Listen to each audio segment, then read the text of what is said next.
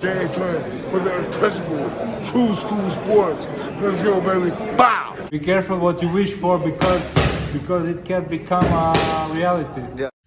The untouchable True School Sports Empire proudly presents something the boxing game's been missing. Hey, what's going on? It's your boy BT, and I came here to talk some boxing with the thousands of True School Sports subscribers. All right, so I have a lot to say here because, wow, this is ridiculous. This is actually worse than I thought it would be.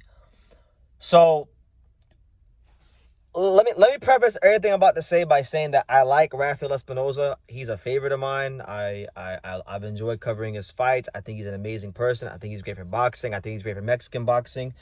I'm cool with his cousin, who, lovely person, lovely team. Nothing but great things to say about Rafael Espinoza as a fighter. But as far as like Zanfer Promotions and how they run their career, like I've been telling you guys what's going on here. They're not going to put him in with nobody, like no real killers. They're going to milk this world title for all they can. And that's what they're doing. And, I had heard through the grapevine, when the reports initially came out about him fighting Bernardo Lopez, from my sources, from people I know in the boxing world, they said, BT, that fight ain't happening. And it ain't happening because Rafael Espinoza's side, they pulling out the fight. That's what I was told. That's what I heard. And either way, like, he's not fighting Bernardo Lopez, right? So once I found out he wasn't fighting Fernando Lopez, and I knew it was true because the people that told me, it was more than one. The people that told me, they're reliable people that I know in the boxing world, and so then I heard from those same people that he was looking at Bruce Carrington. Then I even heard that he might fight Kenji Fujita from Japan, which would have been a massive cherry pick. But honestly, this is probably right on par with Kenji Fujita as a ridiculously colossal cherry pick. Rafael Espinoza is fighting Arnold Khegai. Oh my God. So look, this is so top ranked. This is such a top ranked special. So look, you're fighting the guy that lost to Joe Wett? Oh my God. Like, look, man. Espinoza beat Robesi, which was a great win, and then he made him quit in the rematch, right? And I didn't think he was gonna do that in the rematch. So I've given him credit. Like, those are great wins. But if you look at Espinoza's career, I won't say remove, but if you look at his career, outside of Robesi, since he became champion, he's fought Sergio Trino Sanchez, Edward Vasquez, and now Arnold Khegai. That's weak. That's whack. That's not the resume that's befitting of someone that is looked at to be by a lot of people, and I get it a lot of times in my inbox. A lot of people tell me, they say, BT, when is your boy Angelo going to fight Rafael Espinoza and hand him the belt? Like, it's a foregone conclusion that Espinoza can beat Angelo, right? And truth be told, like, I like Espinoza, but if we're just talking boxing, Rafael Espinoza can't do nothing with Angelo in a boxing ring, and Zanfer Promotions is moving as such. The only guy in this weight class really who's fighting anybody, who's acting like a champion, is Angelo. Stephen Fulton ran up to 130 because he didn't want to fight nobody. Nick Ball keeps fighting these 122-pounders. Espinoza ain't fighting nobody. Angelo's the only one that's actually acting like a champion. He knocked out Bernardo Lopez, right? A guy that Espinoza was trying to fight after Angelo already knocked him out. He knocked out Bernardo Lopez, who many regarded as the number one featherweight, the longest reigning champion at that time, as an underdog.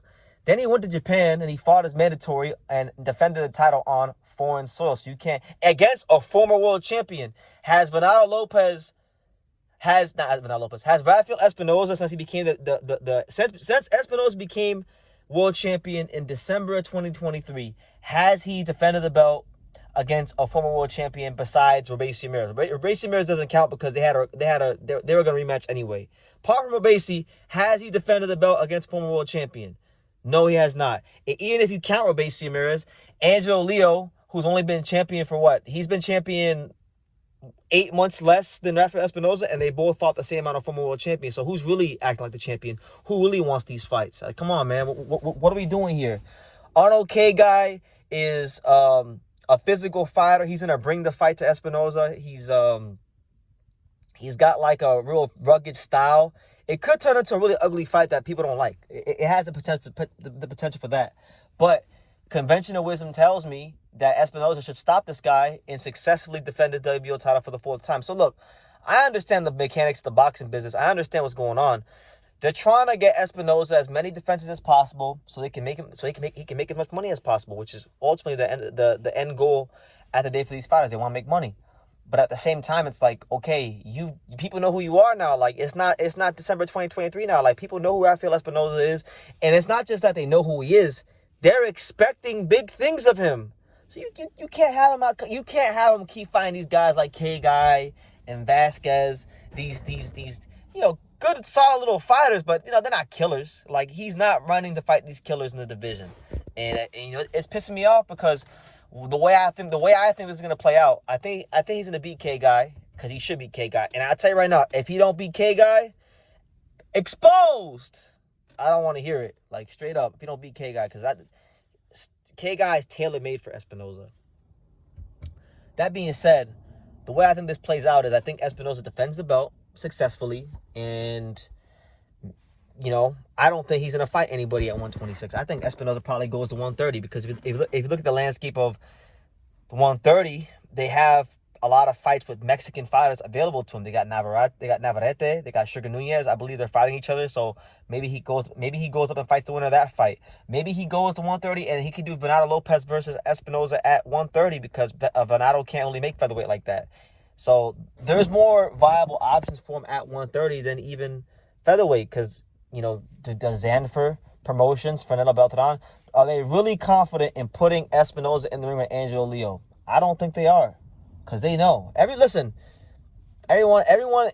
inside boxing knows what kind of fighter Angelo is. And I pray to God that I'm wrong, that Espinoza beats Khegai and that we can go ahead and get that fight Cinco de Mayo or Mexican Independence Day of 2026. And then if you think otherwise, you will soon find out that what I'm telling you guys is the 100% truth. Yeah, that's the news, guys. I'm disappointed. Like honestly, Angelo aside, I'm disappointed because I think Rafael Espinoza is one of the best featherweights in the world. And he's got a case to be the number one featherweight in the world. But apart from Obasi, he probably has. You can actually argue that outside of the Obasi fights, he may have a softer resume than Nick Ball at the championship level. If we're just being honest. Nick Ball fought Sam Goodman. Sam Goodman was a top contender at 122. Nick Ball fought Doheny, who's been champion, former world champion.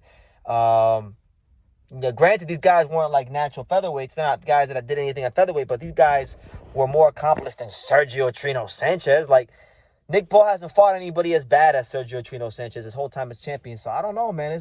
I'm starting to have some questions about Espinoza. Not his heart, not his willingness to fight, but I've told you guys, I think Espinoza is a good fighter, but I don't think he's a creme de la creme, like pound for pound type guy. I think he's a guy that's entertaining, that's a tough matchup for anybody, a tough out, that, they're going to milk the title for as much as they can. And I've been saying that for a while, and they're moving exactly how I'm saying I view him. So it's funny how, those things play out. But what do you guys think? Am I out of pocket? Like, feel free to correct me. If Arnold Khegai is this ridiculously great fight, please feel free to correct me. I'm not above correction. Am I wrong? Is Espinoza actually fighting one of the killers of the division? And do you feel Khegai got robbed against Joette? And I'm not giving him the credit he deserves for stepping up to the plate and fighting this killer? What do you guys think? I think it's a terrible fight, but what do you guys think? Leave your comments down below. November 15th, the date. I think they're fighting in Mexico, so leave your comments down below. Make sure you guys take the time to subscribe. And like I say in every single one of these videos, you can love me or you can hate me, but I'm just a kid from Daniel. So until next time, take your eyes. Thank you for watching another video on the untouchable True School Sports Empire. For more great boxing content just like this, make sure you guys stay tuned and subscribe. You won't be disappointed.